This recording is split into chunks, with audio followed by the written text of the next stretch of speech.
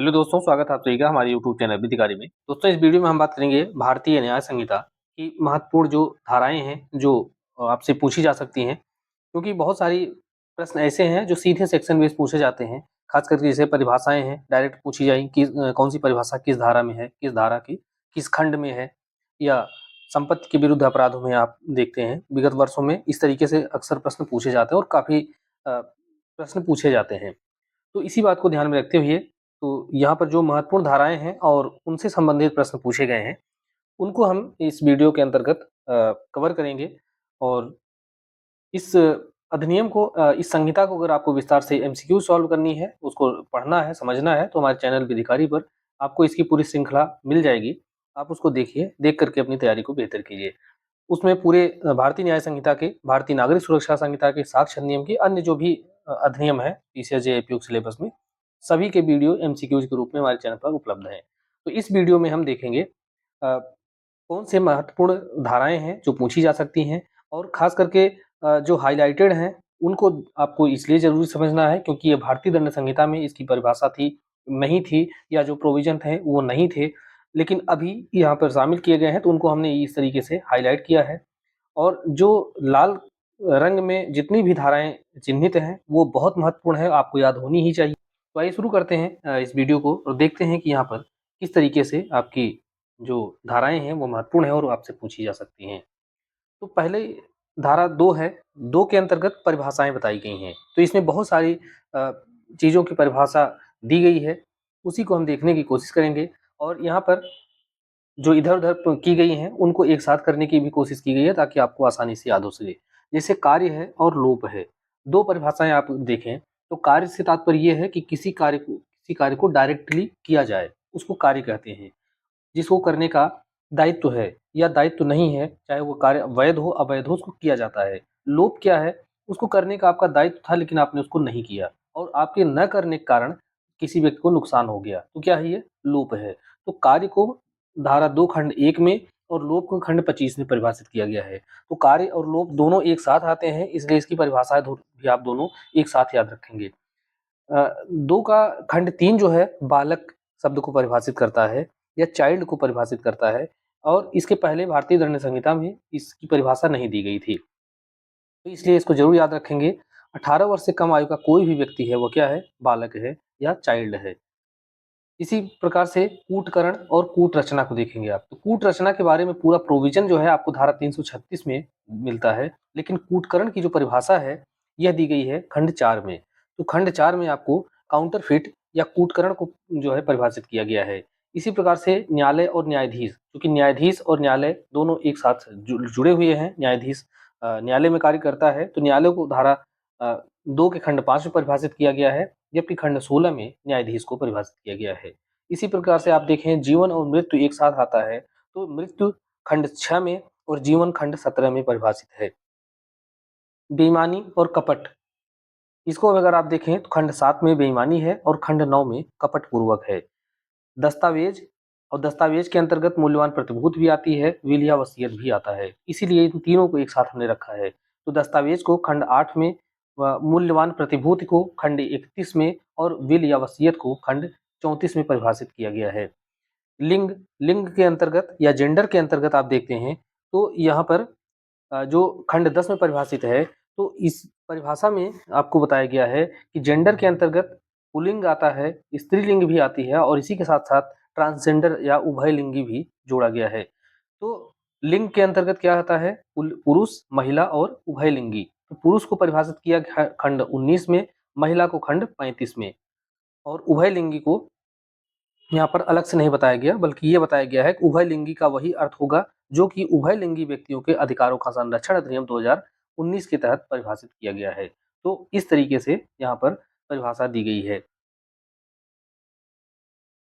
आगे देखेंगे खंड 11 और खंड 33, सद्भावनापूर्वक और स्वेच्छापूर्वक।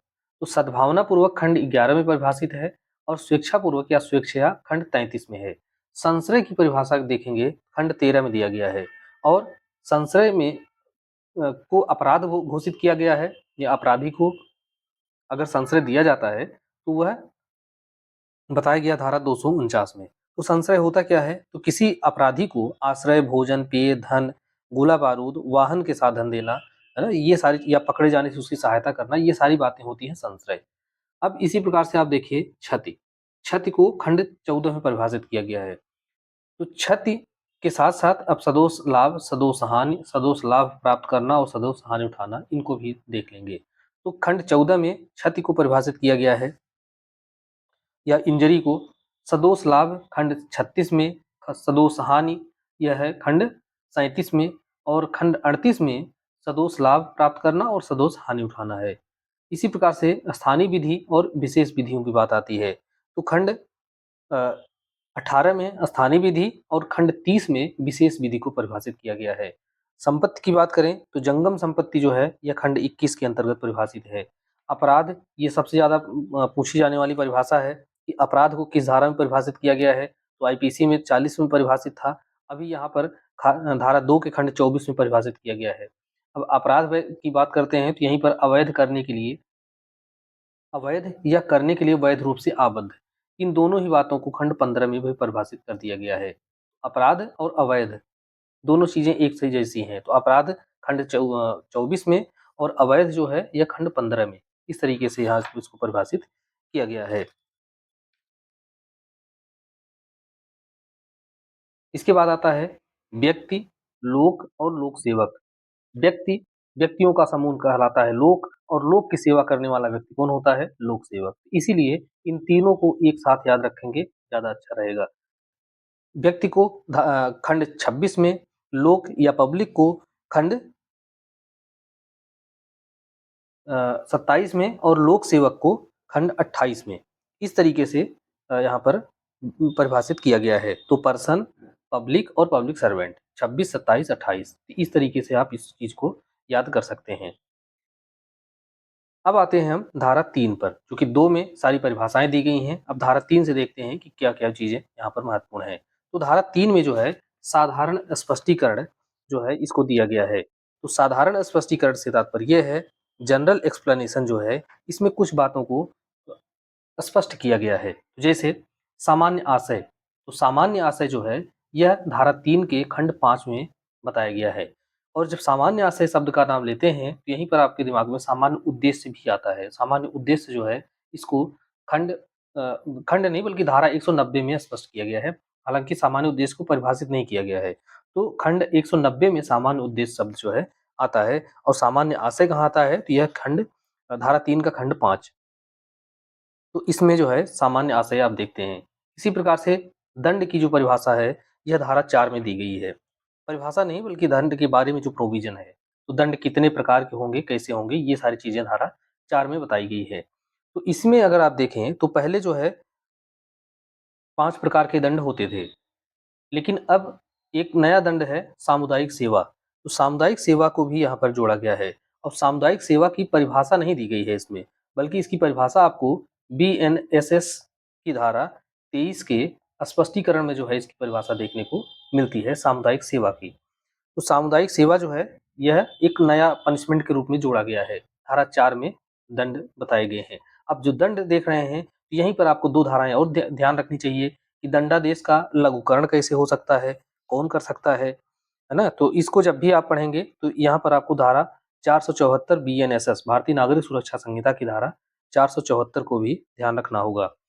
दंडावधियों की भिन्न, तो अगर किसी दंडावधि है, जैसे आजीवन कारावास है, आजीवन कारावास को लघुकरण करना है या क्षमादान करना है, तो हम आजीवन कारावास को कितना समझेंगे।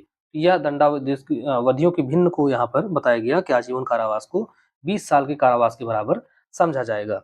इसके बाद आपको एकांत परिरोध पूछा जाता है अक्सर। एकांत परिरोध जो है ये किस धारा में दिया गया है, तो इसके बारे में प्रोविजन धारा 11 में दिया गया है। और एकांत परिरोध की अवधि कितनी होगी यह बताया गया धारा 12 में। तो 11 और 12 इन दोनों को याद रखेंगे किस चीज से संबंधित है, तो एकांत परिरोध से। इसके बाद आता है अध्याय 3 जो कि साधारण अपवाद, जनरल एक्सेप्शन। ये बहुत महत्वपूर्ण है और यहाँ से बहुत प्रश्न आपसे पूछे जाते हैं। धारा 14 से लेकर के 44 तक में दिया गया है। साधारण अपवाद वो प्रोविजन है जिसके अंतर्गत अगर कोई आपराधिक कार्य आता है वह अपराध नहीं समझा जाता, बल्कि उसको क्षमा कर दिया जाता है। व्यक्ति को इस प्रकार से उसके साथ बर्ताव किया जाता है मानो उसने कोई अपराध किया ही नहीं है। तो इसमें जो है आपको धारा 14 और 17 ये दोनों को एक साथ याद रखेंगे, 14 और 17 को। इसमें है तथ्य की भूल। धारा 14 में विधि द्वारा आबद्ध या तथ्य की भूल के कारण अपने आप को विधि द्वारा आबद्ध होने वाले व्यक्ति के द्वारा अगर कोई कार्य किया जाए तो वह अपराध नहीं होता है। इसी प्रकार से तथ्य की भूल से अपने को विधि द्वारा न्यायानुमत होने का विश्वास करके कोई कार्य किया जाए। तो इस प्रकार से अब इसको विस्तार से अगर करेंगे तो ये वीडियो बहुत लंबा हो जाएगा। इसके लिए आप हमारे चैनल पर जो भारतीय न्याय संहिता से संबंधित एमसीक्यूज के वीडियो हैं उसको जरूर देखें, क्योंकि हमने उसमें न केवल एमसीक्यू सॉल्व किया है बल्कि पूरी बातों को हमने स्पष्ट भी किया है। वहां पर पूरी प्लेलिस्ट पड़ी है चैनल पर, आप उसको देख सकते हैं। तो तथ्य की भूल की बात करें तो यह आया आपका धारा 14 में, और विधि द्वारा न्यायान्वित होने का विश्वास, तथ्य की भूल के कारण अपने आप को विधि द्वारा न्यायान्वित होकर के कोई कार्य किया जाता है तो वह आता है धारा 17 में। तो दोनों एक तरीके से तथ्य की भूल से ही संबंधित है, धारा 14 भी और धारा 17 भी। इसके बाद आप इसी बीच में धारा 15 और 16 को एक साथ याद रखेंगे। 15 में ये कहा गया कि न्यायिक कार्य करते हुए अगर कोई न्यायाधीश कुछ कार्य करता है तो उस कार्य के कारण उसको दोषी नहीं माना जाएगा, उस न्यायाधीश को जो है दंडित नहीं किया जाएगा, क्योंकि वह अपने पद पर रहते हुए वह कार्य किया है। और उस पद पर रहते हुए अगर उसने कोई आदेश दिया और उस आदेश का निष्पादन किया गया, मान लीजिए कि न्यायाधीश है, पद पर रहते हुए मृत्यु दंड की सजा सुनाई और उस मृत्यु दंड का निष्पादन जो जल्लाद करता है वह किसी व्यक्ति की क्या है, प्राण लेता है, लेकिन वह मानव आपराधिक मानववध के लिए दोषी नहीं होगा। यह जो है धारा 16 बताती है। तो 15 और 16 को एक साथ याद रखेंगे। 15 में जज का कार्य है और 16 में जज के आदेश से किया किसी व्यक्ति के द्वारा किया गया कार्य है। तो यह क्या है, अपराध नहीं है। तो 14 और 17 को और 15 और 16 को एक साथ याद रखना है।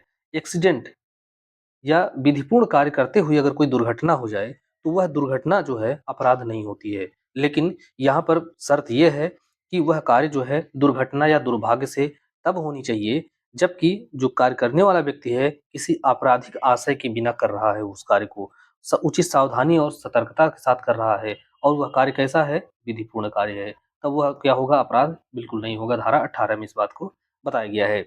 इसी प्रकार से आवश्यकता का बचाव, यह जो है अक्सर पूछा जाता है किस धारा के तहत मिलता है। तो आवश्यकता का बचाव आर बनाम डडले और स्टीफेंस का केस जो है पूछा जाता है किससे संबंधित है, धारा 19 से।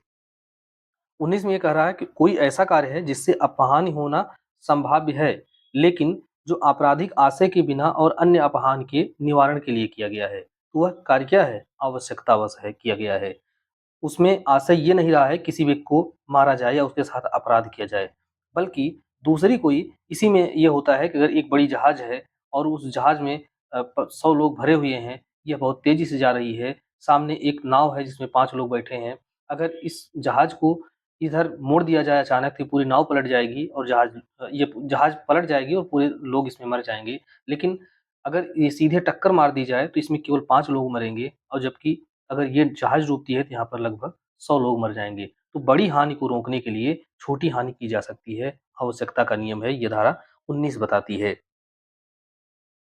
अब इसके बाद आप देखेंगे बच्चों से संबंधित या बालक से संबंधित 2 धाराएं हैं, धारा 20 और धारा 21। तो धारा 20 जो है यह बात करती है 7 वर्ष से कम आयु का कोई बालक, यह माना जाता है कि अपराध करने में असमर्थ है, वो अपराध कर ही नहीं सकता। लेकिन 21 जो है वह 7 वर्ष से कम अधिक लेकिन 12 वर्ष से कम आयु के ऐसे बालक के कार्य को आपराधिक मानती है जो कि परिपक्व समझ का है। 7 साल से अधिक है लेकिन वह 12 साल से कम है। उसकी समझ कैसी है? परिपक्व है, तब तो उसका कार्य आपराधिक होगा। लेकिन अगर वह अपरिपक्व समझ का है तो उसका कार्य अपराध नहीं होगा। तो 20 और 21 बालकों से संबंधित है। धारा 22 ये बहुत महत्वपूर्ण है। 22 क्या है? विकृत चित्त या पागल व्यक्ति का कोई कार्य है। अगर कोई व्यक्ति विकृत चित्तता के कारण जो कार्य कर रहा है उसकी प्रकृति और परिणाम को समझने में असमर्थ है तो वह क्या है? वह कार्य अपराध नहीं है। इसी प्रकार से आप 23 और 24 को नशे से संबंधित देख लीजिए। तो 20 से लेकर के 24 तक इसमें आप देख रहे हैं किस टाइप का है, तो जो व्यक्ति कार्य कर रहा है वह कार्य की प्रकृति को नहीं समझता है। एक तो बालकपन अर्थात अपरिपक्व माइंड है इस कारण से, दूसरी बात यहाँ पर आप देखेंगे नशे के कारण, और 22 में पागलपन के कारण। तो यह 5 धाराएं ऐसी हैं जिसमें आपको दिखाई देता है कि मस्तिष्क जो है वह इस बात को समझने के लिए पूरी तरीके से सक्षम नहीं है कि उसका कार्य अपराध है या नहीं है। तो 20 और 21 बालक से संबंधित है, 22 जो है यह विकृत चित्त या पागल व्यक्ति से है, 23 और 24 है वो नशे से संबंधित है। अब 23 और 24 जो है नशे से संबंधित है, इसमें आपसे पूछा जाता है अनैच्छिक मत्तता अर्थात जबरदस्ती शराब पिलाई गई, नशा का पदार्थ दिया गया, और 24 में है अगर स्वेच्छापूर्वक उसने नशा किया और नशा करने के बाद अपराध किया है। तो इसमें उत्तरदायित्व जो है अलग-अलग होता है। इसके बाद आप देखें सहमति। तो सहमति से कुछ कार्य किए जाते हैं तो कब वह अपराध है, कब अपराध नहीं है। तो सहमति से संबंधित जो धाराएँ हैं उनको एक स्थान पर आप देखेंगे। इसमें है धारा 25, उसके बाद है धारा 26, धारा 27 भी है इसी के अंतर्गत, 28 है और 29 है। यह जो है 5 धाराएँ हैं जो किससे संबंधित हैं? सहमति से संबंधित हैं। अब सहमति संबंधित अगर आप पाँचों धाराओं को याद कर लेंगे, इसमें बहुत सारी चीज़ें आप आसान हो जाएँगी आपके लिए। जैसे है धारा 25, सहमति से किया गया कार्य जिससे, और ऐसी सहमति किससे हुई है? मृत या घोर उपाधि कारित करने का आशय न हो और न ही उसकी संभाव्यता का ज्ञान हो। तो अगर कोई व्यक्ति किसी की सहमति से उसके लिए कोई कार्य कर रहा है और सहमति देने वाला व्यक्ति 18 वर्ष से अधिक आयु है, सहमति देने वाले व्यक्ति की उम्र कितनी है? 18 वर्ष से अधिक है। तो उसकी सहमति से अगर कोई कार्य किया गया है और उस सहमति से कार्य करने के कारण उस व्यक्ति को कोई चोट वगैरह लग जाए तो वह चोट क्या है? अपराध नहीं होगी। 26 में आते हैं, इसमें बताया गया किसी व्यक्ति के फायदे के लिए उसकी सहमति से सद्भावपूर्वक कोई कार्य किया जा रहा है और करने वाला व्यक्ति का मृत्यु कारित करने का कोई आशय नहीं है, बल्कि उस व्यक्ति के फायदे के लिए कोई कार्य कर रहा है और ऐसी स्थिति में उसको चोट लग जाती है, उसको क्षति होती है, तो वह क्षति क्या है? अपराध नहीं है। धारा 27 के अंतर्गत संरक्षक या गार्जियन के द्वारा या उस गार्जियन की सहमति से 12 वर्ष से कम आयु के बच्चे के लिए या चित्त विकृत व्यक्ति के लिए उसके फायदे के लिए कोई सद्भावनापूर्वक कार्य किया जाए, उसमें क्षति हो जाए, तो वह क्षति क्या है? अपराध बिल्कुल नहीं है। तो इसमें आप देखते हैं कि एक व्यक्ति है ना? अपने बालक का ऑपरेशन कराने के लिए ले जाता है, या एक पिता है अपने बच्चे को सुधारने के लिए, उसकी बुरी आदतों से छुड़ाने के लिए उसको मारता-पीटता है या उसको थोड़ा दंड देता है। तो वह क्या है? संरक्षक के द्वारा अ, अपने बच्चे के फ़ायदे के लिए कार्य किया जा रहा है ताकि उसकी आदतें सुधर जाए, या संरक्षक की सहमति से डॉक्टर जो है एक बच्चे का ऑपरेशन करता है। ऑपरेशन के दौरान बच्चे को बहुत जो है तकलीफ होती है, पीड़ा होती है। तो वह पीड़ा क्या है? अपराध बिल्कुल नहीं है, क्योंकि वह उसके फ़ायदे के लिए किया जा रहा है और उसके गार्जियन की सहमति से। इसी प्रकार से धारा 28 है कि भय या भ्रम के अधीन कोई सहमति दी जाती है। तो अगर कोई सहमति भय या भ्रम के अधीन दी गई तो वह सहमति स्वतंत्र नहीं मानी जाती। धारा 29 पे आते हैं कि सहमति से किया गया कार्य, सहमति से किए गए ऐसे कार्यों का अपवर्जन जो कारित अपहान के बिना स्वतः भी अपराध हैं। तो सहमति से कोई कार्य किया जा रहा है, लेकिन जो कार्य किया जा रहा है वो अपने आप में खुद ही अपराध है। तो यहाँ पर जो सहमति है वो उसको बचाव नहीं देगी। जैसे गर्भपात, तो गर्भपात जो है यह अपने आप में एक अलग अपराध है। धारा 88 को जब आप पढ़ते हैं बीएनएस की, तो इसमें बताया गया है कि जो गर्भपात है वो क्या है? अपराध है। तो गर्भपात के लिए चाहे वो महिला की या महिला के पति की, परिवार की किसी की भी सहमति से उस अपराध को करें, वह अपराध ही होगा। महिला की सहमति उसके दायित्व को, आपराधिक दायित्व को कम नहीं कर देता है। हालाँकि उसमें अपवाद है कि अगर उस महिला की जान बचाने के लिए अगर वो गर्भपात किया जा रहा है तब तो अपराध नहीं है, अन्यथा वह अपराध है। इसलिए सहमति से भले किया जा रहा है वो कार्य, फिर भी वह क्या है? अपराध है। अब आइए देखते हैं सहमति के बिना कुछ कार्य किए जाते हैं। तो जैसे धारा 30 में इसका उदाहरण मिलता है कि सहमति के बिना किसी व्यक्ति के फायदे के लिए सद्भावनापूर्वक कोई कार्य किया जाता है, तो वह भले सहमति नहीं ली गई थी, फिर भी वह कार्य क्या है? अपराध नहीं है, क्योंकि जिस व्यक्ति के लिए किया जा रहा है उसके फायदे के लिए है वो। सद्भावनापूर्वक संसूचना अगर कोई दी जाती है और उस सद्भावनापूर्वक संसूचना से जिस व्यक्ति को सूचना दी गई और उसकी क्या है? कोई हानि हो गई, क्षति हो गई, तो उसके कारण जो है वह अपराध नहीं है, लेकिन यह सूचना क्या है? सद्भावनापूर्वक होनी चाहिए। इसी प्रकार से धारा 32 है वह कार्य जिसे करने के लिए कोई व्यक्ति तत्काल मृत्यु की धमकियों के द्वारा विवश किया जाता है। तो इसी में आप देखते हैं एक कथन है कि मेरे द्वारा मेरी इच्छा के विरुद्ध किया गया कार्य मेरा नहीं है। एक्टस मी इन्वाइटो फैक्टस नॉन इस्ट मीन्स एक्टस। तो क्यों मेरे द्वारा ही किया जा रहा है, लेकिन मेरी इच्छा के विरुद्ध तत्काल मृत्यु की धमकी दे करके किसी के शरीर पर जो है रिवॉल्वर सटा करके उसको तुरंत मार देने की धमकी दी जा रही है कि तुम यह कार्य करो अन्यथा तुरंत तुमको गोली मार दी जाएगी। अब वह व्यक्ति कार्य तो कर रहा है, लेकिन वो अपनी इच्छा के विरुद्ध कर रहा है। इसलिए वह मन से नहीं बल्कि केवल शरीर के द्वारा ही उस कार्य को कर रहा है। हालाँकि आप जानते हैं किसी कार्य को आपराधिक होने के लिए मेंसरिया का होना ज़रूरी है। इसलिए यहाँ पर मेंसरिया बिल्कुल नहीं है और मेंसरिया ना होने के कारण उसका जो द्वारा जो किया गया कार्य है वो अपराध नहीं होता है और इसीलिए भले उसके द्वारा किया जा रहा है वह अपराध नहीं माना जाता है। धारा 32 जो है उसको बचाव देती है। यहाँ पर आपको ये बात ध्यान रखना है कि वह तत्काल मृत्यु की धमकी होना चाहिए। उपहति, घोर उपहति, अपहरण, विपहरण की धमकी रहे तो वह अपराध होगा, लेकिन तत्काल मृत्यु की धमकी यहाँ पर होनी चाहिए तभी वह आपराधिक दायित्व से मुक्ति देगा। धारा 33 बहुत महत्वपूर्ण है, तुच्छ अपहानि कारित करने वाले अपराध। किसी के घर पे एक पेड़ लगा हुआ है और पेड़ के नीचे बहुत सारी पत्तियाँ गिरी हुई हैं। एक व्यक्ति जाता है इन पत्तियों को उठा लेता है आग जलाने के लिए, तो यह क्या है? तुच्छ प्रकृति का कार्य है। किसी की माचिस रखी हुई है, एक व्यक्ति माचिस लेकर के अपनी सिगरेट जला लेता है, तो यह क्या है? यह तुच्छ कार्य है, यह अपराध नहीं है। इसी तरीके से किसी को अपशब्द बोल देना, तो यह सब क्या है? ये तुच्छ बहुत ऐसी कार्य है जो कि सामान्य प्रकृति का सामान्य माइंड का व्यक्ति उसको कभी भी नोटिस नहीं करेगा। तो उसके लिए कभी भी केस दायर नहीं किया जा सकता, उसको आपराधिक कार्य नहीं माना जाता है।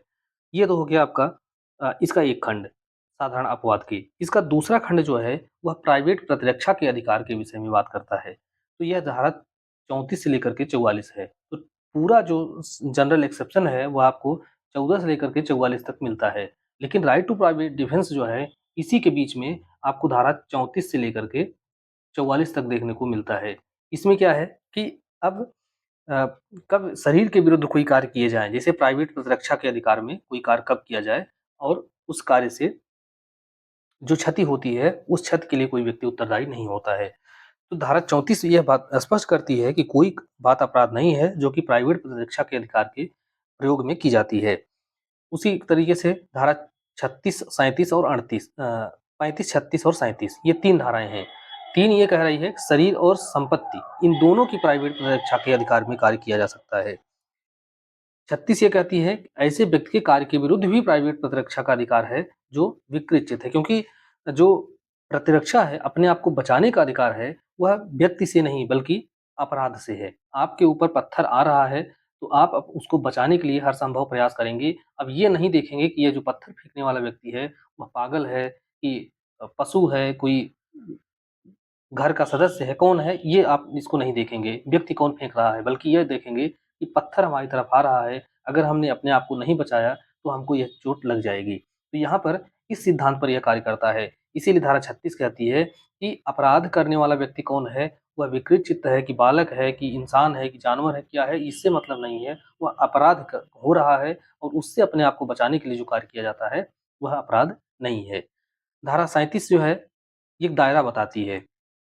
दायरा ये बताती है कि यह जो प्राइवेट प्रतिरक्षा का अधिकार है, यह बहुत आत्यांतिक अधिकार नहीं है, बल्कि कुछ परिस्थितियों में आपको प्राइवेट प्रतिरक्षा का अधिकार नहीं है और किसके विरुद्ध नहीं है, यह आपको धारा 37 को जब पढ़ेंगे तो उसमें देखने को मिलता है। इसीलिए प्राइवेट प्रतिरक्षा के अधिकार की सीमा को तय करता है, उसका दायरा को सेट करता है, धारा 37।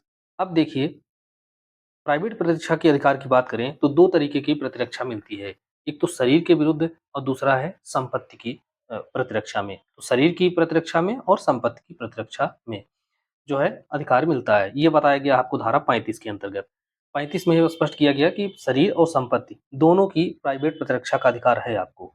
तो 38 और 41 ये बता रहे हैं कि आप शरीर की प्रतिरक्षा में किसी किसी व्यक्ति की मृत्यु कारित कर सकते हैं और 41 बता रहा है कि संपत्ति की प्रतिरक्षा में किसी व्यक्ति की अर्थात अपराधी की मृत्यु कारित की जा सकती है। तो जब आप 38 को पढ़ेंगे तो 39, 40 को इसी के साथ पढ़ना है। तो 38 में ये कहा जा रहा है कि शरीर की प्राइवेट प्रतिरक्षा के अधिकार के प्रयोग में अपराधी की आप मृत्यु कारित कर सकते हैं। 39 ये कह रहा है कि मृत्यु से भिन्न कोई अन्य चोट उसको पहुंचा सकते हैं, अन्य अपहानि कारित कर सकते हैं। 40 ये बता रहा है कि अब कब तक ऐसा अधिकार आपका कब प्रारंभ होता है और कब तक वह बना रहता है। अपने आप को बचाने का अधिकार कब आपको मिल जाता है और कब तक वह बना रहता है। इसी प्रकार से आप धारा 41, 42 और 43 को भी पढ़ते हैं। 41 ये कह रही है कि संपत्ति की प्रतिरक्षा के अधिकार में किसी अपराधी की मृत्यु कारित की जा सकती है 42 कह रही है कि उसकी मृत्यु से भिन्न कोई अपहानि की जा सकती है। 43 कह रही है कि यह अधिकार कब प्रारंभ होता है और कब तक बना रहता है। अब आइए धारा 44 पर। 44 जो है ये कहती है कि घातक हमले के विरुद्ध प्राइवेट प्रतिरक्षा का अधिकार है, जबकि निर्दोष व्यक्ति को अपहानि होने की जोखिम है। अब एक भीड़ है, वो पूरी भीड़ जो है इसमें बहुत सारे बच्चे हैं, महिलाएं हैं, बालक हैं, सब लोग मिल करके पत्थर डंडे आदि से एक व्यक्ति के ऊपर हमला करते हैं और यह व्यक्ति है अकेला या एक दो चार लोग हैं। तो अब इस पूरी भीड़ में जितने भी लोग शामिल हैं, उनके ऊपर कुछ बच्चे भी हैं जो कि अपराध करने में सक्षम नहीं है, पत्थर वो फेंक नहीं सकते यहाँ। लेकिन यह जो एक्स व्यक्ति है यहाँ पर, यह अपनी जान बचाने के लिए यहाँ पर से गोली चला देता है और गोली जाकर के बच्चे को लग जाती है, बच्चे की मृत्यु हो जाती है। तो उस मामले में भले बच्चे की मृत्यु हुई है, एक्स जो है अपने प्राइवेट प्रतिरक्षा के अधिकार के प्रयोग में कार्य कर रहा है और उस भीड़ में जो भी व्यक्ति मरते हैं, यह व्यक्ति एक व्यक्ति पर नहीं बल्कि इस पूरी भीड़ पर गोली चला रहा है और उस भीड़ से अपने आप को बचाने की कोशिश कर रहा है। भले इसमें किसी की भी मृत्यु हो, किसी को भी चोट लगे, यहाँ पर एक्स उत्तरदायी नहीं होगा, एक दोषी नहीं होगा। तो वही कह रहा है धारा 44, घातक हमले के विरुद्ध प्राइवेट प्रतिरक्षा का अधिकार, जबकि निर्दोष व्यक्ति को अपहानि होने की जोखिम है, तो वह व्यक्ति दोषी नहीं होगा। धारा 44 जो है ये काफी महत्वपूर्ण है। इसके बाद आते हैं अध्याय 4 पर। अध्याय 4 में जो है दुष्प्रेरण, आपराधिक षड्यंत्र और प्रयत्न, ये 3 जो है बातों को अध्याय 4 में समाहित किया गया है। धारा 45 में दुष्प्रेरण को बताया गया है, दुष्प्रेरण क्या है। उसके बाद 45 के बाद आता है 46, इसमें बताया है कि दुष्प्रेरक कौन है। तो दुष्प्रेरक जो है यह धारा 46 में बताए गए हैं और इसमें आपसे स्पष्टीकरण पूछा जाता है कि धारा 46 में कितने स्पष्टीकरण हैं। तो इसमें कुल 5 स्पष्टीकरण दिए गए हैं और उन पाँचों स्पष्टीकरण से अलग-अलग प्रश्न बनता है और पूछा जाता है। एक नई प्रोविज़न जो है वह है धारा 48 कि भारत में अपराधों का भारत से बाहर दुष्प्रेरण। तो भारत से बाहर बैठ करके कोई व्यक्ति किसी को बहका रहा है ताकि वो भारत में आकर के दुष्प्रेरण करे, तो वह कार्य भी अपराध है। अभी तक ये प्रोविज़न भारतीय दंड संहिता में नहीं था, लेकिन इस बार इसको जोड़ा गया है। इसका एक उदाहरण भी दिया गया है कि क एक देश में ख को उकसाता है कि वह जाकर के भारत में अपराध करे।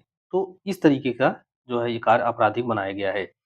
आपराधिक षड्यंत्र, यह दिया गया है धारा 61 में। अब इसको बहुत ज़रूरी है, बहुत महत्वपूर्ण है, इसको याद करना ही है। हालाँकि मैंने पहले ही बता दिया है कि जितनी धाराएँ लाल रंग में रंगी हुई हैं, लाल रंग से टाइप में हैं, उन सबको आपको याद होना ही चाहिए। एक बार आप हो सकता है कि ब्लैक वाले को उतना महत्व ना दें, लेकिन लाल वाले को सारी की सारी आपको याद होनी ही चाहिए। उसके बाद फिर आप जितने ब्लैक कलर में हैं, उनको भी आप याद करने की पूरी कोशिश करेंगे क्योंकि जितनी इस वीडियो में जितनी धाराएँ बताई जा रही हैं, ये सब बहुत महत्वपूर्ण हैं।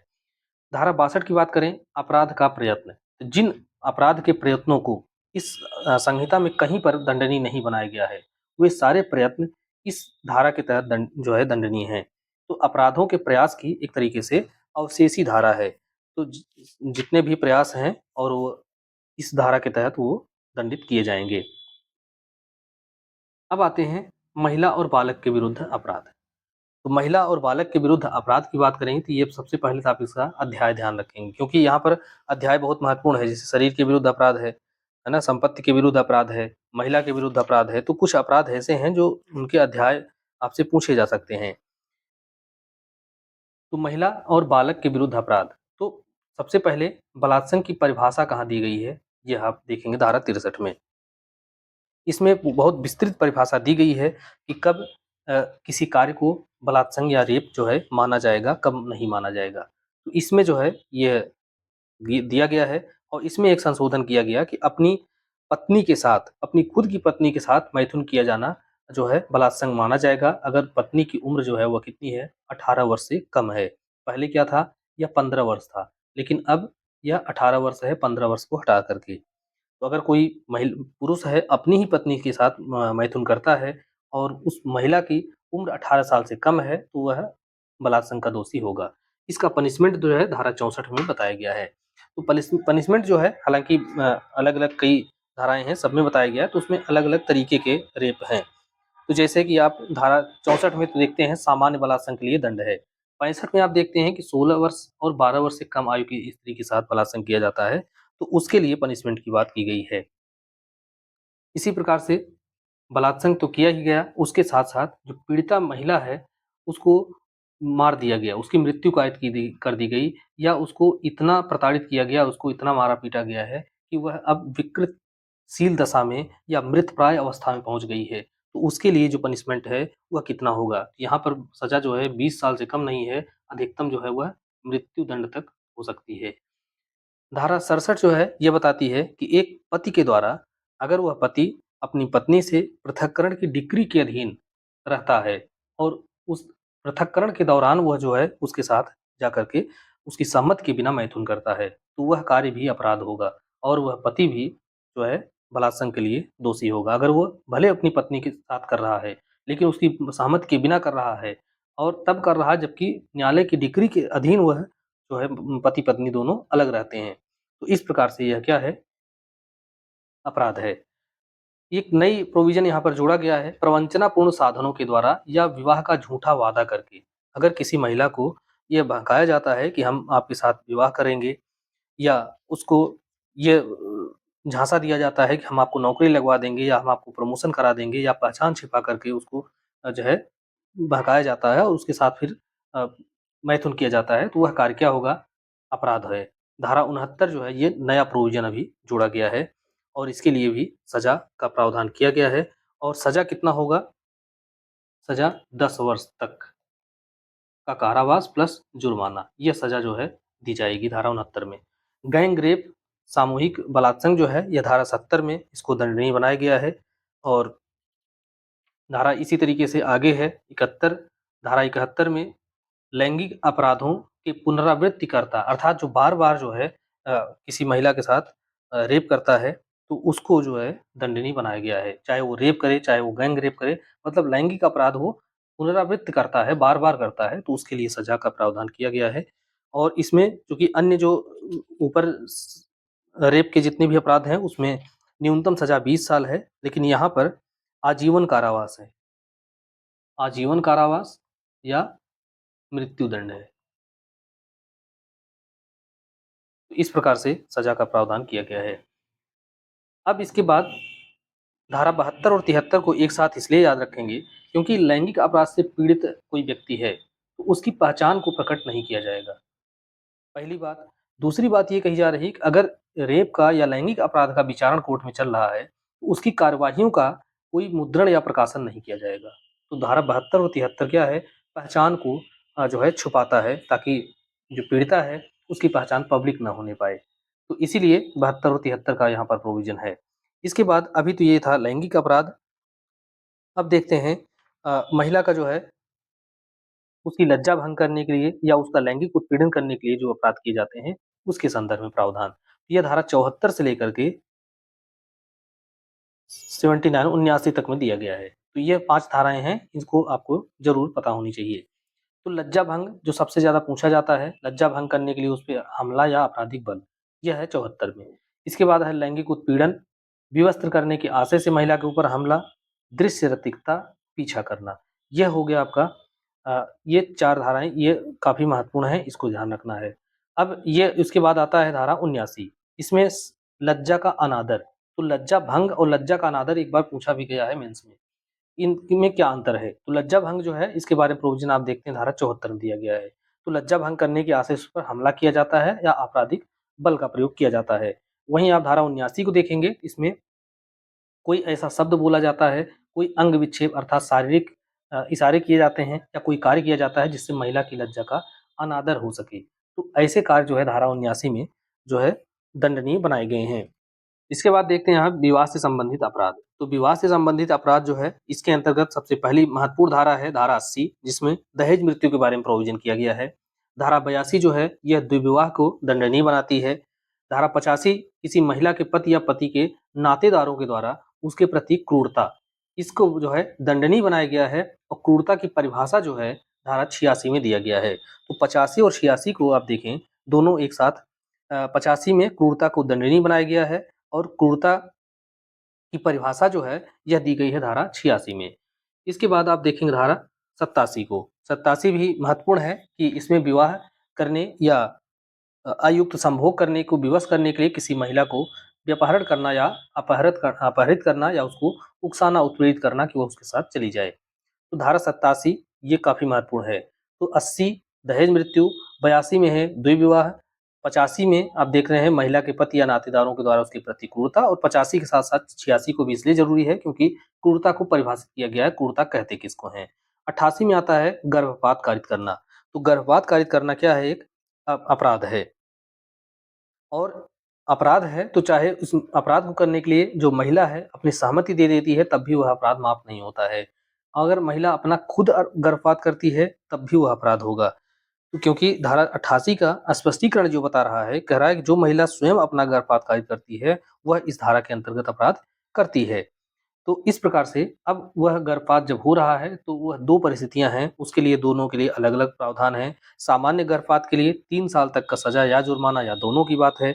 स्पंदन गर्भपात से अगर महिला है अर्थात अब तत्काल जो है कुछ ही समय बचा है उसकी प्रसव में, और उस समय उसका जो है गर्भपात किया जाता है तो यह सज़ा कितनी हो जाती है? 7 वर्ष हो जाती है, और प्लस जुर्माने की व्यवस्था यहाँ पर की गई है। तो इस तरीके से धारा 89 फिर आती है महिला की सहमति के बिना गर्भपात कारित करना। तो 88 में तो एक सामान्य गर्भपात है, इसमें महिला की सहमति हो भी सकती है। लेकिन धारा 89 है महिला की सहमति के बिना अगर गर्भपात किया जाता है तो उसका जो है सजा का प्रावधान किया गया है। इसके बाद अब देखते हैं बालक के विरुद्ध अपराध। तो बालक के विरुद्ध अपराध में आप देखें धारा 93 93 जो है कहता है कि बालक के पिता या माता या संरक्षक के द्वारा 12 वर्ष से कम आयु के बालक का आरक्षित डाल दिया जाना या उसका परित्याग कर दिया जाना। तो यह जो है दंडनीय बनाया गया है। इसके लिए सजा कितनी है? 7 वर्ष तक का कारावास या जुर्माना या दोनों। अगर इस प्रकार से उसको परित्याग कर दिया जाए और बालक जो है वह मर जाए, तो मर जाने पर फिर सजा कितनी हो जाएगी? यह बढ़ जाएगी, और जो उसके संरक्षक या माता-पिता हैं, हत्या या आपराधिक मानववध के लिए वो क्या होंगे? फिर दोषी होंगे। तो इस तरीके से आप देख रहे हैं धारा 93। 95 जो है, यह नया प्रोविज़न है। इसमें बताया गया है कि अपराध करने के लिए बालक को भाड़े पर लेना, उसको नियोजित करना या नियुक्त करना। तो यह कार्य जो है धारा 95 के तहत क्या है? अपराध है। बालक का उपापन या बालक को कहीं पर से ले आना, उसको प्राप्त करना, यह जो है धारा 96 के अंतर्गत आता है। वेश्यावृत्ति आदि के लिए बालक को बेचना जो है, यह धारा 98 में है, और खरीदना धारा 99 में है। तो 98 और 99 को एक साथ याद रखेंगे, और धारा 95 ये काफ़ी महत्वपूर्ण है क्योंकि नई धारा है तो इसको पूछे जाने की ज़्यादा संभावना रहेगी। और ये धारा 93 जो कि माता-पिता या संरक्षक हैं बालक को त्याग देते हैं, तो वह सज़ा का प्रावधान करता है। अब आइए मानव शरीर के विरुद्ध अपराध, ये कौन-कौन से अपराध हैं, किस तरीके से दंडनीय हैं, इसको देखते हैं। ये बहुत महत्वपूर्ण है। तो सबसे पहले तो इसका अध्याय याद रखेंगे, अध्याय ज़रूर पूछा जाएगा इसका। अध्याय 6 में शरीर के विरुद्ध अपराध की बात की गई है, और शरीर के विरुद्ध अपराध जो है, यह इसका विस्तार कहाँ से लेकर है, तो धारा 100 से लेकर के धारा 146 तक में शरीर के विरुद्ध अपराधों को पूरा डिस्क्राइब किया गया है। तो इसमें सबसे पहले आता है आपराधिक मानववध। तो धारा 100 को जब आप पढ़ते हैं, इसी के साथ 2 धाराएँ और याद कर लीजिए। 100 के साथ-साथ 105 और 110। 105 में है आपराधिक मानववध का पनिशमेंट है, और 110 में आपराधिक मानववध करने का प्रयास है। तो 100 आपराधिक मानववध, 105 उसका दंड, 110 में उसका प्रयास। इसी प्रकार से आप धारा 101 में देखते हैं हत्या को परिभाषित किया गया है। तो जब भी आप हत्या को पढ़ें, इसके साथ भी आपको 3-4 धाराएँ याद रखनी चाहिए। तो इसमें है हत्या का दंड 103 में। 103 का ही दूसरा खंड जो है मॉब लिंचिंग को जो है दंडनीय बनाता है, कि अगर यहाँ पर बताया गया कि अगर 5 या अधिक व्यक्ति मिल करके, है ना? जाति, लिंग, समुदाय, धर्म, भाषा, है ना? इस सब आधार पर किसी व्यक्ति को उनको पीट करके मार डालते हैं, तो उनके लिए जो सज़ा का प्रावधान है, मृत्युदंड या आजीवन कारावास की होगा। यह बताया गया है धारा 103 के खंड 2 में। क्योंकि हत्या यहाँ भी हो रही है, तो हत्या भीड़ के द्वारा हो रही है, और इस आधार पर हो रही है कि वो व्यक्ति किसी दूसरे जाति का है, समुदाय का है ना? लिंग का है, तो इस तरीके से। इसके बाद आप देखिए कि हत्या जो है एक तो सामान्य हत्या हुई, इसका दंड बता दिया गया धारा 103 में। भीड़ के द्वारा हत्या हुई, ये बता दिया गया 103 के दूसरे खंड में। अगर कोई आजीवन कारावास की सज़ा पहले से ही भुगत रहा है और वह व्यक्ति किसी की मृत्यु कारित कर दे, हत्या कारित कर दे, तो फिर उसके लिए अलग से प्रावधान किया गया धारा 104 में। और उसमें पहले क्या था आईपीसी की धारा 303 में इसके लिए केवल मृत्युदंड था। तो अब क्या है, उसको हटा करके यहाँ पर आजीवन कारावास या मृत्युदंड की सजा की व्यवस्था की गई है, यही इसमें नया है। हत्या का प्रयास ये आता है धारा 109 में। तो हत्या के संदर्भ में आपको ध्यान रखना है, हत्या 101 में बताया गया, उसको परिभाषित किया गया है, उसका दंड 103 में है। आजीवन कारावास भुगत रहे व्यक्ति के द्वारा हत्या होती है तो उसको 104 में, और हत्या का प्रयास जो 109 में परिभाषित किया गया है और दंडनीय बनाया गया है। इसके बाद आप देखें धारा 102 को, जिस व्यक्ति की आप जो अपराधी है हत्या करना चाहता है, उसने गोली चला दिया लेकिन गोली उसको न लग कर किसी दूसरे व्यक्ति को लग गई। तो दूसरे व्यक्ति को लग गई, यहाँ पर व्यक्ति की मंशा देखी जाती है। मंशा उसकी क्या थी? किसी की हत्या कारित करना था, और उस हत्या के कारित करने के प्रयास में उसने पूरा कार्य किया, गोली चलाया, लेकिन गोली जिसको मारना चाहता था उसको न लग करके किसी दूसरे व्यक्ति को लग जाती है, तो वह व्यक्ति क्या होगा? दोषी होगा, और उसका जो कार्य है वह भी उसी प्रकार से दंडनीय है जैसे कि वो जिसको आशय जिसको मारना था उसी के मारना का होता, अर्थात यह भी क्या है? हत्या है, और इसके लिए भी सजा क्या होगी? तो वही सजा होगी जो धारा 103 में बताई गई है। इसे ही विद्वेष के अंतरण का सिद्धांत कहते हैं, ट्रांसफर ऑफ माइलिस कहा जाता है। तो ये जरूर याद रखेंगे, धारा 102 में बताया गया है। इसके बाद आते हैं धारा 106 में। 106 जो है उपेक्षा द्वारा मृत्यु कारित करना। तो उपेक्षा द्वारा मृत्यु कारित करना, इसमें जो है आप देखेंगे एक नया खंड जोड़ा गया, 106 के खंड 2, और उसमें जो हिट एंड रन का जो मामला है, रन एंड हिट का, जो गाड़ी को असावधानी पूर्वक चला करके किसी को वो मार डालते हैं और वहां पर आशय नहीं होता है, इसलिए वह कार्य आपराधिक मानववादी या हत्या की कोर्ट में नहीं आता है। लेकिन उपेक्षा पूर्वक गाड़ी चला करके किसी व्यक्ति को मार दिया जाता है, उसकी मृत्यु कारित हो जाए, और जो ड्राइवर है वह पुलिस को या मजिस्ट्रेट को सूचना दिए बिना निकल करके भाग जाता है, तो उसके लिए सजा का प्रावधान यहाँ पर किया गया है। हालांकि यह जो धारा है अभी लागू नहीं की गई है, यह लागू होना इसका बाकी है। बाकी पूरे प्रोविजन लगभग लागू कर दिए गए हैं, यह अभी लागू नहीं हुई है।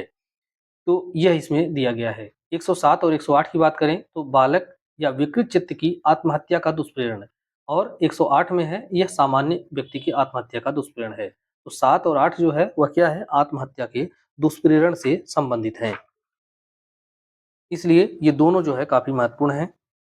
इसके बाद ये 3 धाराएं नई जोड़ी गई यहाँ पर, संगठित अपराध, छोटे असंगठित अपराध और आतंकवादी कृत्य। तो संगठित अपराध से तात्पर्य यह है कि अगर एक अपराध का गैंग है, सिंडिकेट है, और ये सिंडिकेट के लोग जो है यह लगातार इस गैंग के माध्यम से वह व्यापहरण, अपहरण, चोरी, डकैती, उद्यापन, जमीन हथियाना, आर्थिक अपराध, साइबर अपराध, है ना, ये सारे जो है अपराध वो करते हैं, और करने के लिए किसी हिंसा करते हैं, हिंसा की धमकी देते हैं, किसी को प्रताड़ित करते हैं, तो वह होता है संगठित अपराध। लेकिन अगर यही जो सिंडिकेट के लोग हैं, यह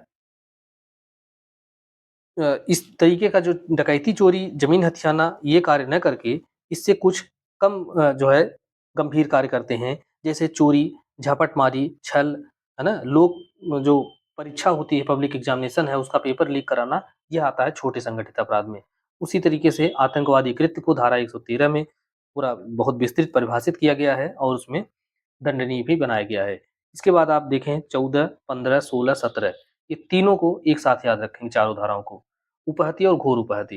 तो उपहति में उपहति है 114 में, और स्वेच्छा घोर उपहति है 115 में। इसी तरीके से घोर उपहति 116, स्वेच्छा घोर उपहति 117।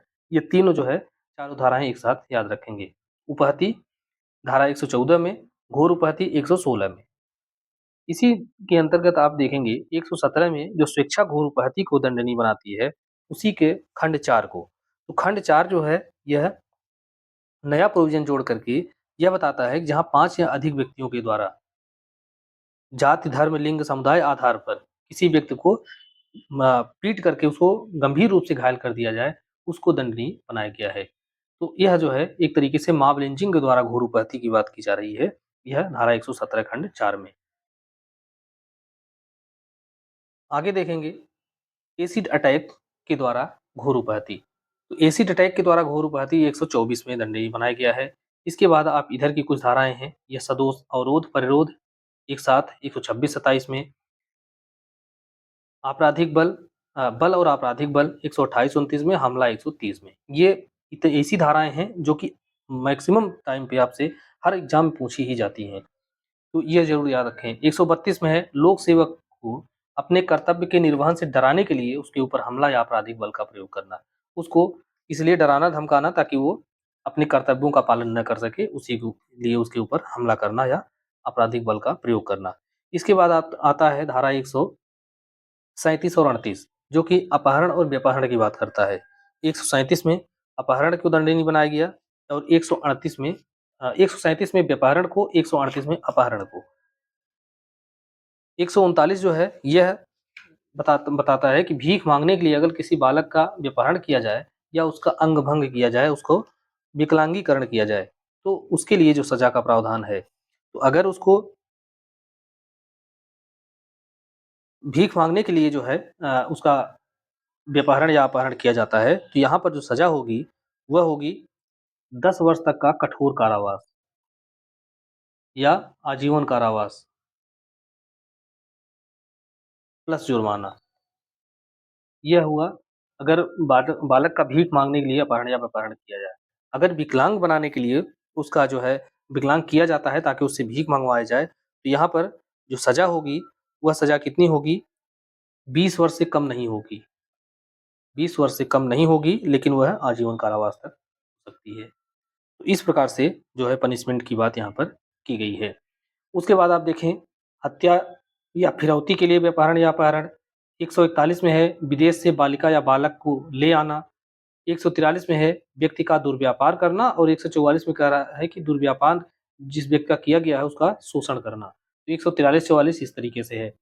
145 में है, दासों का अभ्यासिक व्यवहार करना अर्थात उनको क्रय-विक्रय करना, उनकी तस्करी करना।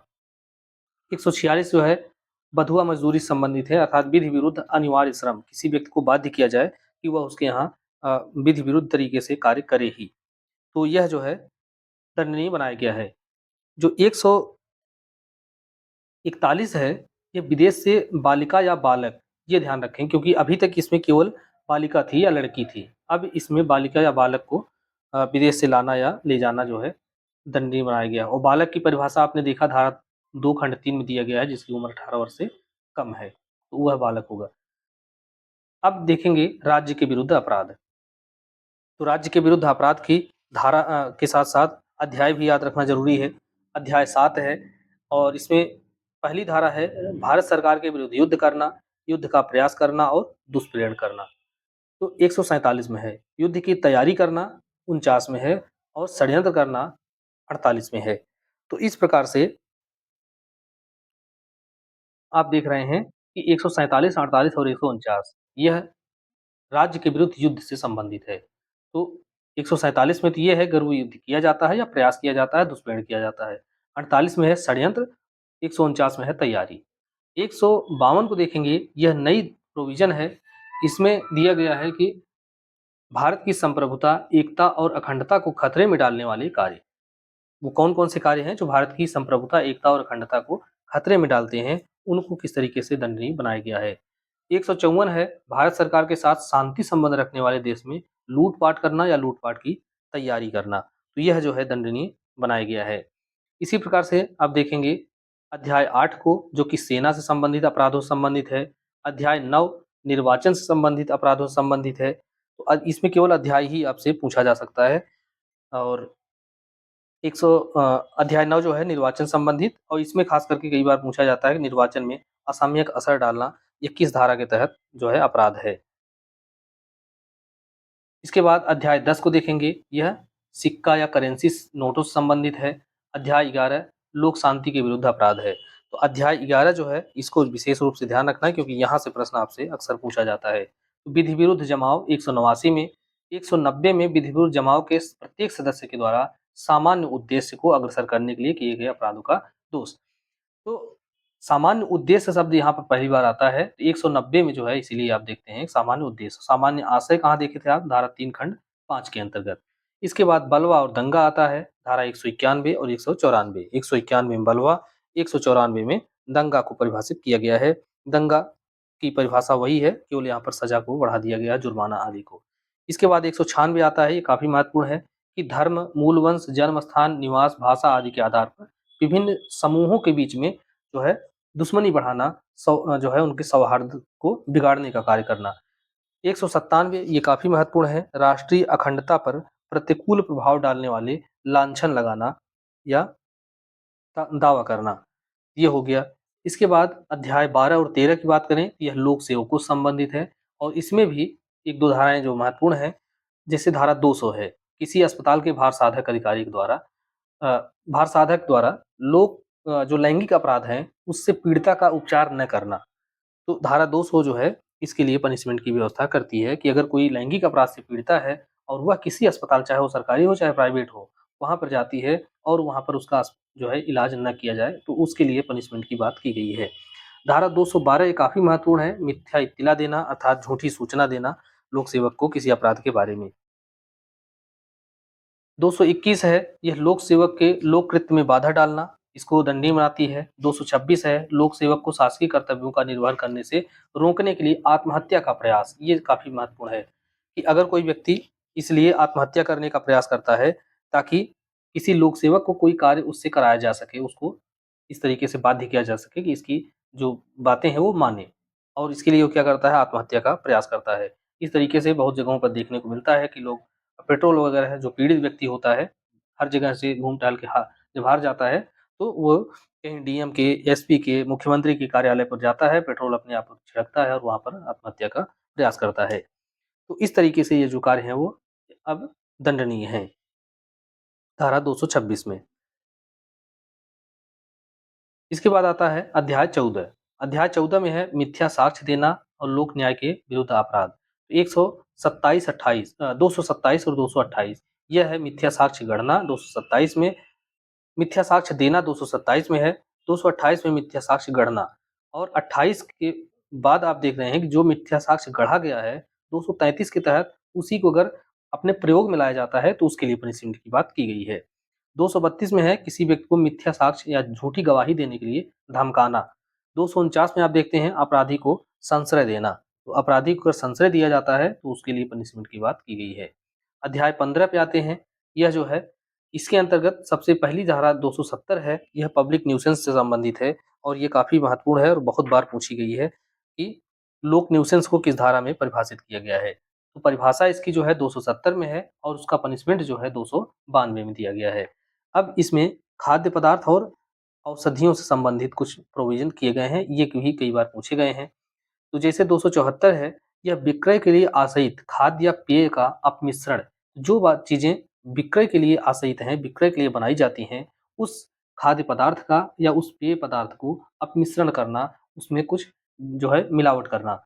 275 कह रही है अपायकर खाद्य या पेय का विक्रय, तो जो सेहत के लिए हानिकारक खाद्य पदार्थ हैं या पेय पदार्थ हैं, उसको बेचना। 276 में दवाइयों से संबंधित, 76, 77 और 78 यह दवाइयों से संबंधित है। औषधियों का अपमिश्रण अर्थात दवाइयों में मिलावट करना 276 में है और ऐसी मिलावटी दवाइयों का विक्रय करना यह 277 में है। 278 कह रही है कि औषधियों का भिन्न औषधियाँ निर्मित के तौर पर विक्रय। तो जिस चीज़ के लिए कोई दवा तैयार की गई है, उसके लिए उसका उपयोग न करके किसी दूसरे कार्य के लिए करना। जैसे बहुत सारी जो कफ सिरप हैं, वो बनाए जाते हैं ताकि वो खाँसी के लिए इलाज में प्रयोग में लाए जाएँ। लेकिन उसका प्रयोग बहुत सारे नशेड़ी हैं, वो नशे के लिए करते हैं, उसका विक्रय आदि करते हैं। तो वह 278 के तहत वह पनिशमेंट होता है। 79, 80 और 81 ये तीनों को एक साथ याद रखेंगे। 279 जो है, यह जल प्रदूषण की बात करती है। 280 है, वायु प्रदूषण की बात करती है। 281 है, यह सड़क प्रदूषण की बात कर सकते हैं आप व्यावहारिक भाषा में। लेकिन ये लोक मार्ग पर उतावलेपन से वाहन चलाना, तो इस तरीके से क्या है, लोगों की जान को खतरा होता है, इस तरीके से गाड़ियाँ चलाते हैं। तो 281 में इनका कार्य आता है। इसके बाद है अश्लील पुस्तकों का विक्रय 294, 295 है बालकों को अश्लील पुस्तकों का विक्रय करना। तो 94 और 95 जो है क्या है, अश्लील पुस्तकों आदि का विक्रय करना। तो 94 के तहत सामान्य व्यक्तियों को विक्रय किया जाता है, 95 में बालकों को किया जाता है। तो इस प्रकार से यह दंडनीय है। 296 अश्लील कार्य और गाने कौन-कौन से हैं, इसको बताया गया। 97 में लॉटरी कार्यालय रखना। अध्याय 16 जो है धर्म से संबंधित अपराधों से संबंधित है। तो इसमें खास करके धारा 301 जो कब्रिस्तान या अंतिम संस्कार जहाँ पर होता है, उस स्थान पर अतिचार करना, उस स्थान को जाकर के दूषित करना, इसको दंडनीय बनाया गया है। इसी के साथ-साथ आप देखेंगे 302 किसी व्यक्ति की धार्मिक भावनाओं को ठेस पहुँचाने के आशय से कोई शब्द बोलना, तो इसको जो है धारा 302 में दंडनीय बनाया गया है। इसके बाद आते हैं अध्याय 17 पर। अध्याय 17 जो है बहुत महत्वपूर्ण है। अध्याय 6 की तरह जैसे कि आपने शरीर के विरुद्ध अपराध देखा था, अब संपत्ति के विरुद्ध अपराध जो है अध्याय 17 में दिया गया है। तो सबसे पहली जो है धारा है इसमें धारा 303 जो कि चोरी को दंडनीय बनाती है। तो चोरी का जो है किसे कहेंगे, इसमें प्रोविज़न दिया गया है और इसी के दूसरे खंड में इसका दंड भी दिया गया है। तो चोरी 303 में है। अब स्नैचिंग या छिनैती या झपटमारी ये धारा 304 में इसको नया जो है जोड़ा गया है और इसी में बताया गया कि झपटमारी कुछ और नहीं है बल्कि है चोरी का ही एक रूप है। चोरी ही झपटमारी है अगर चोरी करने के लिए अपराधी अचानक या बलपूर्वक या शीघ्रता से किसी के कब्जे से उसकी जंगम संपत्ति को ले लेता है, प्राप्त कर लेता है, छीन लेता है। तो वही क्या हो गया, अब वही जो चोरी है उसका नाम बदल गया, वो हो गया वो झपटमारी और इसमें भी सजा वही है जो कि चोरी की है। तो चोरी के लिए सजा आप देखते हैं 3 वर्ष तक कारावास या जुर्माना या दोनों और झपटमारी में भी वही सजा है 3 वर्ष तक का कारावास और जुर्माना। तो यहाँ पर जुर्माना जो है वह प्लस है, यहाँ पर या है। 305 में देखेंगे चोरी घर में होती है, यातायात के साधन अर्थात ट्रेन या बस में या पूजा स्थल में। तो यह भी प्रोविज़न आप देखते हैं 305 के अंतर्गत चोरी। उसके बाद 306 जो है लिपिक या सेवक के द्वारा स्वामी के कब्जे से चोरी है। इसके बाद आप 308, 9, 10 को उद्यापन लूट डकैती। तो एक 308, 309, 310 में डकैती है। 314 को देखते हैं, इसमें है संपत्ति का बेईमानी से दुरुपयोग। तो 14 जब भी आप पढ़ें तो उसके साथ-साथ 15 भी पढ़ें, क्योंकि इसमें ये बताया गया कि संपत्ति का बेईमानी से दुरुपयोग जो मृत व्यक्ति की मृत्यु के समय उसके कब्जे में थी। तो ऐसी संपत्ति जो किसी मृतक की मृत्यु के समय उसके कब्जे में थी और उसके जो मृतक के जो परिवार के अन्य लोग हैं जो उस संपत्ति को के ऊपर दावा रखने वाले हैं, उनके आने से पहले ही कोई व्यक्ति उसका यूज़ कर लेता है अपने लिए, वह 315 के तहत दंडनीय है। 316 जो है आपराधिक न्यास भंग, इसके बारे में प्रावधान दिया गया है। 317 में बताया गया है कि चुराई हुई संपत्ति किसको कहा जाएगा। तो कौन-कौन सी संपत्तियाँ चुराई हुई संपत्ति हैं? इसमें बताया गया है कि चोरी ऐसी संपत्ति जिसका कब्जा चोरी, उद्यापन, लूट या छल के द्वारा या आपराधिक दुर्विनियोग के द्वारा या न्यासभंग के द्वारा प्राप्त किया गया है। जिन भी संपत्तियों का कब्जा चोरी, उद्यापन, लूट, छल, आपराधिक दुर्विनियोग, न्यासभंग के द्वारा प्राप्त किया गया है, वह संपत्ति चुराई हुई संपत्ति कही जाती हैं। अब छल क्या है, किस धारा में परिभाषित किया गया है, इसको देखेंगे, ये बहुत महत्वपूर्ण है। छल जो है या चीटिंग को धारा 318 में और प्रतिरूपण द्वारा छल धारा 319 में, इसमें स्पष्ट किया गया है। 324 में जो है रिष्टि को बताया गया है, रिष्टि किसे कहते हैं, कब कोई कार्य, कोई अपराध रिष्टि कहलाएगा, है ना? मिसचीफ जिसे हिंदी में अंग्रेजी में कहते हैं। 325 में है जीव जंतु का वध करने या उसको विकलांग करने के द्वारा रिष्टि कारित करना। 329 और 30 ये देखेंगे कि आपराधिक अत्याचार और गृह अत्याचार और 330 में है गृह भेदन, गृह अत्याचार और गृह भेदन। इसके बाद 335 में है मिथ्या दस्तावेज रचना, 336 में है कूट रचना, 345 में है संपत्ति चिन्ह। ये हो गया आपका। इसके बाद आते हैं अध्याय 19 पर। अध्याय 19 में जो है आपको देखते हैं कि आपराधिक अभित्रास, ये काफी महत्वपूर्ण है, ये बहुत बार पूछा गया है, 351 में है। उसके बाद 352 में है लोक शांति भंग कराने को प्रकोपित करने के आशय से किसी का शासय अपमान करना। यह जो है 352 में दिया गया है। इसके बारे में प्रोविजन और पनिशमेंट की भी व्यवस्था। 352 जो है यही पहले 504 हुआ करता था, क्योंकि अक्सर आप देखते हैं 504 506 जो लगता था वो यहीं से आता है। 355 जो है वह मत्य व्यक्ति अर्थात किसी नशे में कोई व्यक्ति है और वह जाकर के लोक स्थान में अवचार करता है, तो उसके लिए सजा का प्रावधान किया गया है। तो 355 में पहले भी बहुत मिनिमम सजा का प्रावधान था, पूरे बीएनएस में सबसे कम दंड यहीं पर है। तो सजा कितनी है, 24 घंटे का कारावास और 1000 रुपये जुर्माना या 1000 रुपये जुर्माना या सामुदायिक सेवा। तो इसकी सज़ा का प्रावधान जो है धारा 355 में है। 356 जो है ये अंतिम सबसे महत्वपूर्ण धारा है, जो कि मानहानि के बारे में प्रोविज़न करती है। तो मानहानि जो है यह धारा 356 में इसको स्पष्ट रूप से परिभाषित किया गया है और इसमें कई बार पूछा जाता है, इसके कितने अपवाद हैं? तो मानहानि में कुल 10 अपवाद हैं। इसके बाद है 357। 357 ये कह रही है कि अगर कोई असहाय व्यक्ति है और असहाय की देख-रेख करने के लिए संविदा के द्वारा कोई व्यक्ति आबद्ध है और ऐसा आबद्ध व्यक्ति उस असहाय व्यक्ति की देख-रेख करने में स्वेच्छया लोप करता है, अपने कर्तव्यों का पालन नहीं करता है, तो उसको सज़ा का प्रावधान है 3 माह तक का कारावास या जुर्माना कितना ₹5000 या दोनों। इस तरीके से उसको दंडित किया जाएगा। अंतिम धारा और अध्याय, ये ध्यान रखेंगे अध्याय 20 है जो है, यह अंतिम अध्याय है। इसमें एक धारा है धारा 358 और 358 क्या कहती है कि भारतीय दंड संहिता का निरसन किया जा रहा है। इसमें ये बताया गया तो निरसन और व्यावृत्ति से संबंधित है धारा 358। तो इस प्रकार से आप देख रहे हैं कि भारतीय न्याय संहिता में जितनी महत्वपूर्ण धाराएँ हैं, जो आपसे पूछे जा सकते हैं सीधा सेक्शन बेस्ड क्वेश्चन के रूप में, उसको हमने कवर करने की कोशिश की है। एक बार फिर से बता दें, हमारे चैनल पर भारतीय न्याय संहिता के एमसीक्यूज़ के पूरी सीरीज़ जो है उपलब्ध है, प्लेलिस्ट में जाइए, उसको देखिए, अपनी तैयारी को बेहतर कीजिए। बहुत सारी चीज़ें जो यहाँ पर आप केवल इस तरीके से धाराओं को गिने हैं, उसका क्रम समझे हैं, वहाँ पर आप उसको विस्तार समझ पाएँगे और अच्छी तैयारी अपनी कर पाएँगे। मिलते हैं नेक्स्ट वीडियो में, धन्यवाद।